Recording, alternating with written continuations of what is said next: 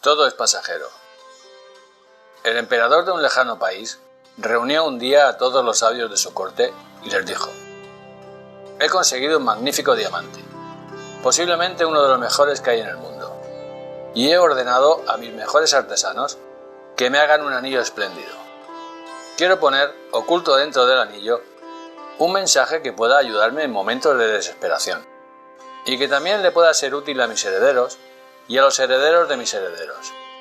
Debe ser una frase muy corta, de manera que pueda quedar escondida debajo del diamante. Todos los sabios que estaban allí reunidos eran grandes eruditos. Podrían haber escrito extensos tratados. Sin embargo, escribir un mensaje de no más de 2 o 3 palabras que pudiera ayudar al emperador en momentos de total desesperación, eso era otra historia. Buscaron en sus libros, debatieron entre ellos, mas no eran capaces de encontrar nada que se ajustase a la demanda del emperador. En el palacio había un anciano que había sido sirviente de su padre durante muchos años. La madre del emperador murió cuando él era un niño, y este sirviente cuidó de él. Por lo tanto, lo trataba como si fuera de la familia. El emperador sentía un inmenso respeto por el anciano, de modo que también le pidió su opinión. Y éste le dijo: no soy un sabio, ni un erudito, ni un académico. No obstante, tengo el mensaje que estás buscando. Durante mi larga vida, he conocido a todo tipo de gente, y en una ocasión conocí a un sabio místico. Era el invitado de tu padre, y yo estuve a su servicio el tiempo que permaneció en palacio. Cuando iba a marcharse, como gesto de agradecimiento, me dio este mensaje. El anciano escribió algo en un diminuto papel, lo dobló y se lo dio al rey. No lo leas ahora, le dijo. Manténlo escondido en el anillo. Ábrelo solo cuando todo lo demás haya fracasado, cuando no encuentres salida a la situación en la que te encuentras. Ese momento no tardó en llegar. El país fue invadido y el ejército del emperador fue derrotado. Dando por perdido el reino, el emperador huyó en su caballo para salvar la vida. Sus enemigos lo perseguían para acabar con él. Estaba solo, y los perseguidores eran numerosos. Llegó a un lugar donde terminaba el camino. No había salida. Tenía delante un profundo precipicio. Caer por él sería el fin. No podía volver hacia atrás, porque el enemigo le cerraba el camino. Podía escuchar el sonido del galope de los caballos y el griterío de sus perseguidores cada vez más cerca. No podía avanzar ni retroceder.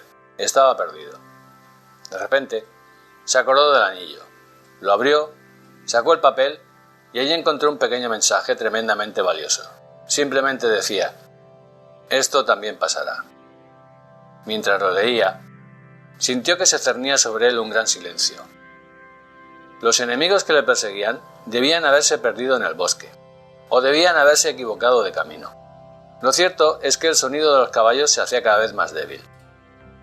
El emperador sintió un profundo agradecimiento por el sirviente y por el místico desconocido. Aquellas palabras habían resultado milagrosas. Dobló el papel y volvió a ponerlo en el anillo. En un breve espacio de tiempo, reunió de nuevo a sus ejércitos y reconquistó el reino.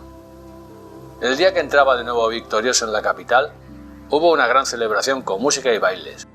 Se sentía muy orgulloso de sí mismo. El anciano estaba a su lado en el carro y le dijo: este momento también es adecuado. Vuelve a mirar el mensaje. ¿Qué quieres decir?, preguntó el emperador. Este es un momento victorioso. La gente celebra mi vuelta. No estoy desesperado. No me encuentro en una situación sin salida. Escucha, dijo el anciano. Este mensaje no es solo para situaciones desesperadas.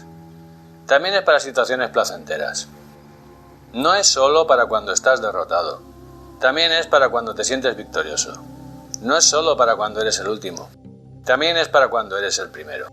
El emperador abrió el anillo y leyó el mensaje. Esto también pasará. Sintió de nuevo la misma paz y el mismo silencio, en medio de la muchedumbre que celebraba y bailaba. El orgullo y el ego habían desaparecido.